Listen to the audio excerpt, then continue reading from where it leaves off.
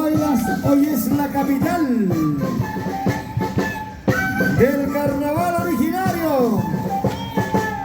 Señor alcalde, ingeniero del Serna, señores regidores, la visita ahora. ¡Puno! ¡Puno Llaqtamanta Pacha! Aymaras quechuas, Puñulla Sumaqlla, Calpancharicusun, Llaqtamasipuna. El hermoso lago Titicaca, Puno Llaqtamanta Pacha.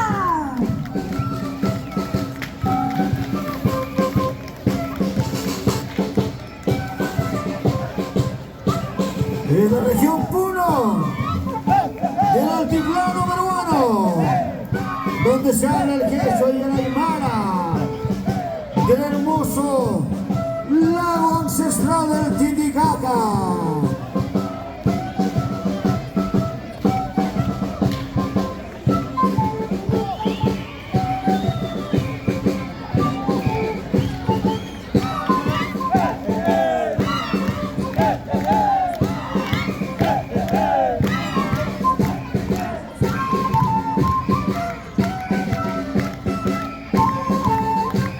¡Qué bonito!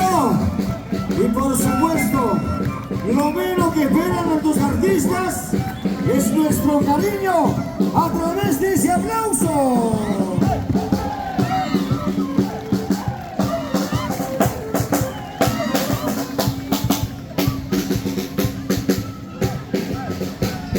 Ahí están los pequeños gigantes.